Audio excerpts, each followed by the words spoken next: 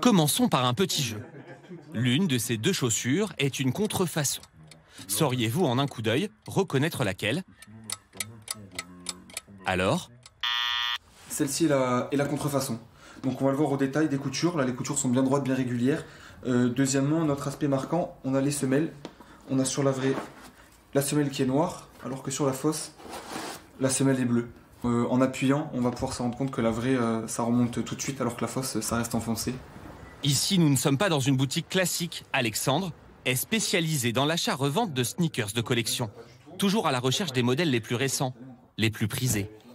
Cette copie, il l'a commandée sur Internet pour l'une de ses clientes, pensant acheter l'original. Mais en ligne, même un expert peut se faire arnaquer. Parfois, des personnes vont jusqu'à avoir la vraie paire entre les mains pour prendre de vraies photos, jusqu'à avoir une vraie facture, et après nous vendre des contrefaçons uniquement de cette paire-là. Produit tendance et objet de spéculation, depuis quelques années, le marché de la seconde main des sneakers explose. Les collectionneurs se les arrachent. Éditions limitées ou portées par des personnalités, certains modèles valent aujourd'hui des milliers, voire des dizaines de milliers d'euros. En parallèle, le marché de la contrefaçon s'est lui aussi développé. D'où viennent ces copies? Comment sont-elles fabriquées? À l'est de la Chine, Putian est surnommée la capitale de la contrefaçon. Juste à côté des usines où sont fabriquées les baskets des grandes marques, des dizaines de boutiques exposent en vitrine des imitations. En caméra discrète, nous nous faisons passer pour des acheteurs français à la recherche d'une grande quantité de chaussures contrefaites. Moi, j'expédie une centaine de paires par jour en Chine et à l'étranger. C'est le minimum pour ouvrir une boutique ici. Et celle-là est à combien? 498 yuan. Et pourquoi il y a écrit 7900 dessus? C'est le prix des vrais. On le laisse dessus pour montrer la différence aux clients. Cette paire est donc vendue 50 €, alors que la vraie en vaut plus de 1000. La contrefaçon est illégale en Chine, même si les autorités sont plutôt tolérantes. Cet autre vendeur nous propose de nous montrer ses meilleures baskets. Elles ne sont pas exposées en boutique, mais stockées à quelques minutes de là. Je vous amène dans nos locaux privés, là où on a nos meilleurs modèles. On ne peut pas les étaler comme ça en boutique, parce que si nos concurrents savaient qu'on fait des contrefaçons d'aussi bonne qualité, ils nous balanceraient aux flics. Derrière cette porte, une boutique clandestine. Nos guides nous affirment que tous les modèles présentés ici sont d'une qualité égale aux originaux. Pas besoin de schéma. On achète la basket originale, puis on la découpe pièce par pièce. Après, c'est facile de récupérer des machines à coudre ou des moules de semelles dans les usines.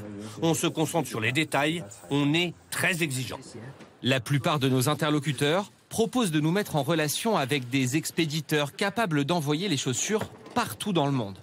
L'un d'eux va même nous expliquer comment ils s'y prennent pour contourner les douanes.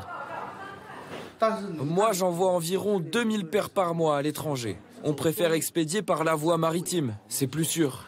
Pour cacher les chaussures, on les enveloppe dans des vêtements. Et on peut aussi envoyer par colis, mais c'est plus cher et plus risqué.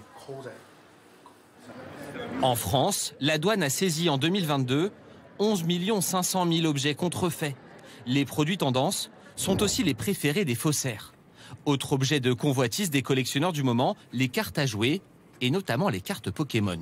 En quelques années, elles ont envahi Internet. Des influenceurs ouvrent des paquets en direct. C'est la meilleure ouverture du monde. Devant des milliers de personnes. Sur les sites d'enchères, certaines cartes s'échangent à des prix astronomiques. Même cette maison de vente aux enchères traditionnelle a ouvert un département dédié aux cartes à jouer. Les Pokémon se sont donc fait une place sur les étagères, au milieu des manuscrits rares. La carte Dracofeu, en première édition en français, et c'est une carte qui existe en très peu d'exemplaires. Elle est estimée entre 5 et 10 000 euros, mais les prix peuvent s'envoler jusqu'à 20, 30, 40 000 euros. Cette carte sera présentée aux enchères dans quelques mois, tout comme ses classeurs. Florian, collectionneur, est justement venu les observer de plus près. Donc c'est un set qui est complet avec 2 nuances, donc il manque en effet la première et la quatrième est en anglais. Acheter ces cartes les plus rares et donc les plus chères auprès d'une maison de vente, C'est aussi pour lui une manière d'éviter de se faire escroquer. On achète sur Internet, on peut payer et jamais recevoir l'objet, ou alors payer et recevoir une contrefaçon, ou payer et recevoir une carte en mauvais état, le vendeur qui a caché les défauts, etc. Ça arrive très souvent, hein. C'est pas du tout des cas isolés. Les fausses cartes Pokémon sont souvent grossièrement copiées.